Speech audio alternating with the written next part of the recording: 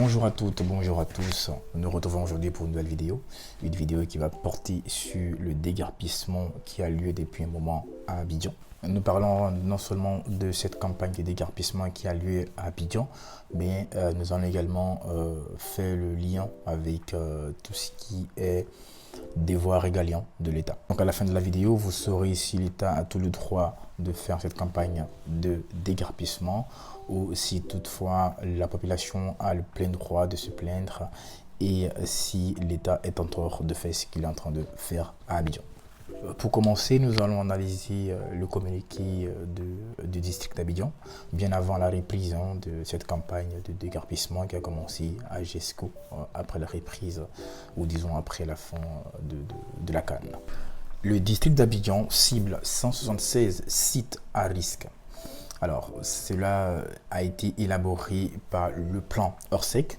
Orsec est un programme d'organisation de secours qui, en cas de catastrophe naturelle, met tout en œuvre afin de protéger la population. Donc, les travaux de ce plan Orsec ont été réalisés par des structures. Je mettrai tout à l'heure, donc après la vidéo, je mettrai dans les commentaires le communiqué du district d'Abidjan pour tous ceux qui n'ont pas eu l'occasion d'avoir accès ou de lire. Et comme ça, vous verrez donc le nom de ces différentes structures qui ont élaboré ce plan ou ce programme Orsec. Parlons à présent les raisons qui ont poussé le gouverneur de la ville d'Abidjan à mener cette campagne de déguerpissement. Alors, pour le gouverneur ou pour le district d'Abidjan, c'est pour la protection de la population. Au vu de la saison des pluies qui en approche, et on le sait très bien, chaque année, les pluies en Côte d'Ivoire ou à Abidjan, disons-le comme ça plus précisément, créent des dégâts matériels et des dégâts aussi en perte de vie humaine. Pour limiter donc ces dégâts que je viens de préciter, ainsi que d'autres qui sont énumérés dans le communiqué que vous aurez l'occasion de lire après la vidéo, le gouverneur donc décide systématiquement de démolir tous ces sites. Et il précise, ce ne sont pas tous ces 176 sites qui seront touchés immédiatement. Cependant, ce qui a attiré particulièrement mon attention, c'est qu'il n'est mentionné nulle part dans ce communiqué que la population touchée par cette campagne de déguerpissement sera dédommagée. Alors, que dit nos lois en Côte d'Ivoire? Nous allons voir maintenant la loi suprême. Qu'est-ce qu'elle dit? Qu'est-ce qu'elle prévoit par rapport à cela? L'article 15 de la Constitution dit ceci, je cite: « Le droit de propriété est garanti à tous.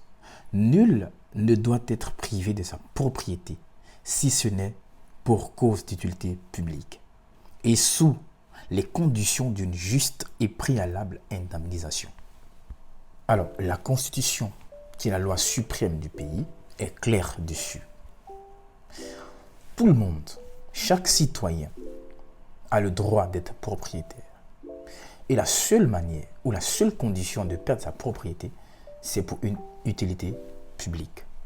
Et ceci, bien avant de perdre sa propriété, il faut être préalablement indemnisé. J'ai une question. Est-ce que le district d'Abidjan, est-ce que le gouverneur de la ville d'Abidjan a pris la peine d'indemniser la population bien avant de commencer sa campagne de déguerpissement à Abidjan? C'est une question à laquelle je ne peux pas répondre parce que je n'ai pas les éléments à ma possession pour répondre à cette question-là, mais vous pouvez toutefois me répondre en commentaire et me dire si cela a été le cas ou pas. Cela dit, est-ce que l'État a le plein droit de faire ce qu'il est en train de faire, c'est-à-dire cette campagne de déguerpissement? Pour moi, c'est tout à fait normal. Alors, il faut savoir que les devoirs régaliens de l'État, au sens strict du terme, nous avons l'armée, la police et la justice. Donc, l'État a l'obligation ou a le devoir d'apporter sécurité à la population. Et lorsqu'on parle de saison de pluie à Abidjan, on connaît tous les dégâts que cela peut créer dans ces bidonvilles, dans ces quartiers précaires, dans ces sites qui ont été ciblés. Rappelons que c'est un travail qui a été mené par des structures. Il faut donc voir la vérité en face et dire que c'est une manière de protéger la population. Ce qu'il faut savoir, c'est qu'en politique, toutes les décisions sont difficiles à prendre. Parfois, pour faire le bien, il faut forcément faire le mal. Et c'est ce qui est en train de se passer exactement à Abidjan. Les politiques n'ont pas les mains propres à tout moment. Même si les kantiens voudraient le contraire, hein. Emmanuel Kant qui défend la morale et la politique ensemble. Et nous avons Charles Péguy qui vient et qui dit que les kantiens n'ont pas les mains sales parce qu'ils n'ont pas de mains.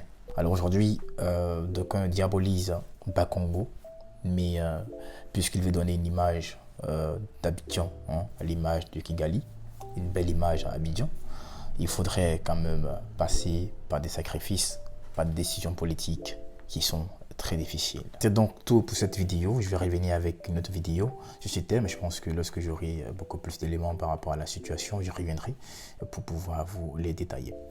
En commentaire, donc, le communiqué avec tout ce que j'ai précité dans cette vidéo. Merci de m'avoir suivi. À la prochaine. Portez-vous bien.